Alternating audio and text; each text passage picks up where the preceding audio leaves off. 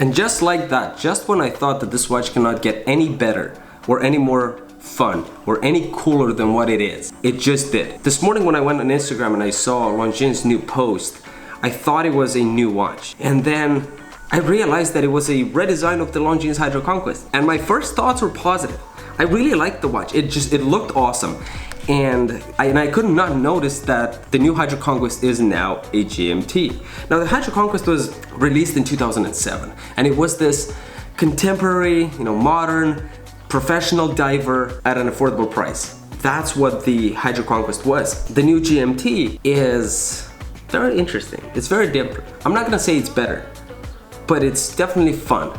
It's not better because if you genuinely don't need a GMT complication in your watch, then this makes no difference for you. But for someone who needs it or just simply wants to add a watch to the collection that does not break the bank and it has more than just show you time and date, this might be the one for you. So when I saw the watch, especially as a proud owner of a Hydroconquest for many years, I was astonished. The watch is beautiful. It captured me with a few details, there's no more 12, 9, and 6. Bezel looks a little bit different. The colors, very different. The bracelet, a lot of fun in the bracelet too.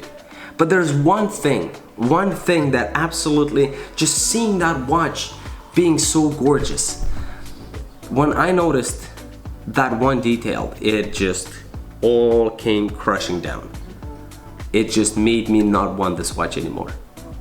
And while this watch is still a lot of fun, while this watch is still very capable, durable, interesting, versatile, different, that one detail just makes me really angry. There's just that one detail that Longines should have never touched. They should have left the watch the way it was in that area. And I will actually leave that for the end of the video because the watch is still worth talking about. The watch is still very interesting. And that one thing that I don't like that makes such a huge difference, it could be just a me thing. So I think that we should continue to talk about it. So we're gonna be starting looking at the specs of the watch. We're gonna be looking at the size of the watch. And the second one I saw the watch this morning, I was praying that the watch still has 41mm in case size, case diameter, because the one I have on my wrist is 41mm and it fits so perfect. It is so well made, it is so comfortable, and it just works with most wrists. Big to skinny, men, women, my wife has worn this watch for so long and it's just so versatile. It works, and it makes me happy. It just accommodates a wide variety of wrists. And when I saw that the new GMT Hydroconquest is still 41mm, I was happy to see, because I quite frankly was expecting a different size. For whatever reason, brands love to do that. Whenever they redesign a watch, then they change the size, and in some cases it probably was worth it. In some cases was a good thing to do. But for the Hydroconquest, they should have left it at 41mm, and they did. And I'm absolutely happy to see that. Now, one thing that gets compromised whenever you add different complications to the watch is the thickness. The watch until now was 11.9mm, which is very slick, but the new Hydroconquest with the GMT complication is 12.9mm, so it added 1mm in its thickness. Now, for people that don't know what a GMT complication or in general a GMT watch is, I'm gonna quickly say that a GMT watch is a watch that allows you to track 2 time zones at the same time in the same watch, basically. So the watch that has one extra hour hand that is individually from the main hour hand, and it allows you to set it to whatever other destination or country or time zone you want, while still having that primary local time, basically. And that's it. That's just the easiest way to put it. That is what a GMT is. The original Hydroconquest was a dive watch, and it still is. It had 300 meters of water resistance with screw down crown, and I am glad to say that Longines has kept the 300 meters of water resistance with screw down crown. The other thing that they've also kept is the date complication date window located at 3 o'clock, no magnifying glass, which I absolutely adore. Another thing that they've also kept is the 72 hours of power reserve. Sapphire crystal, unidirectional rotating bezel, ceramic bezel, although ceramic bezel was in the newer Hydroconquest that is after this one, but before the new GMT one. So it's not kind of new. The one thing that they have improved massively is on the bracelet. You see, the original Hydroconquest, the one that I currently have, comes on a bracelet as well, and that is the one I got. But the bracelet, although it's well made, although it has a diver's extension, although it has good quality, it is a good quality bracelet, it has no tapering, like zero tapering from the lug width, from where the bracelet connects with the watch, going all the way down to the clasp. The watch had absolutely zero tapering. And I'm a big fan of tapering. I love my bracelets to have a good tapering. It gives a really nice look for at least whenever you do a wrist roll. It's just phenomenal. It's just so proportional. And they did change it a little bit in the newer Hydroconquest, the previous one that is from now, but this new GMT Hydroconquest is phenomenal. The bracelet has a massive tapering. The bracelet narrows down a lot, and I am in love with that. The watch this time comes in 4 color options, which obviously you have your timeless black and blue, and also you have a green and brown. Now the previous Hydroconquest also had a green dial and a green bezel, but it wasn't anywhere near close to this shade of green. Now this new shade, I think it's interesting, I like it. But the new brown, it's fun. I definitely love how it looks, but it would not be my choice. I definitely appreciate it, but you know, on someone else's wrist. It would definitely be a very beautiful and very unique watch, but I would just prefer to go with the timeless black or green. That's just me. One thing that they did change in the dial that some of the people were happy, some weren't, according to the Instagram comments that I've seen this morning, was the fact that Longines has changed the 12, 9, and 6 to completely different things. So at 12 o'clock right now we have an upside down triangle, and then at 9 and 6 we have just these big dots that just indicate you the hour.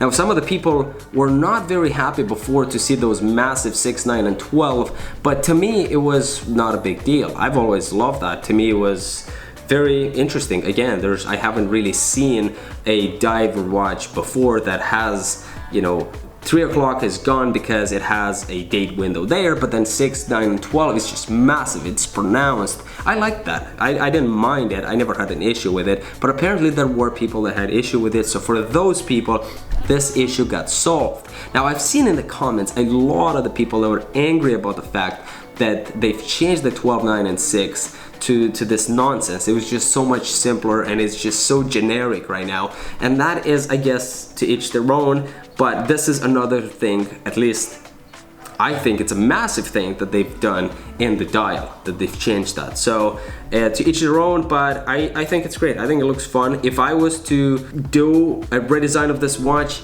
I would still keep the 12, 9, and 6, but I guess that's why it's called a redesign, because when you redesign, things change, things are different, things are new. Sometimes we cannot process new things, we cannot accept change, but maybe in this case it's necessary. So the previous Hydroconquest came only on bracelet and rubber strap. Rubber strap came in a few colors, where I guess it had different rubber strap for different colors. So it was black dial, green dial, and blue dial, and they all had matching rubber straps. While now you have actually a NATO strap as well. The black and blue version come on a stainless steel bracelet and also on a rubber strap, and then the green and brown come on a bracelet as well, and then if you want to get it on something different, you can get it on a NATO strap, which is very different, and I absolutely love that.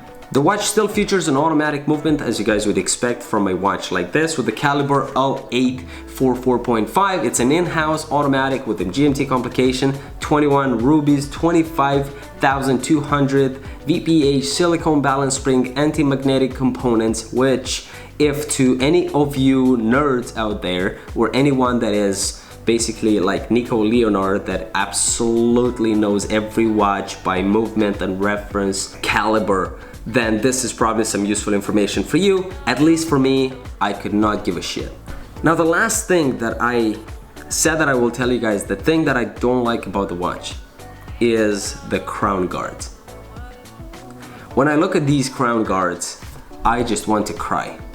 The second I notice the crown guards is when nothing about this watch was relevant anymore.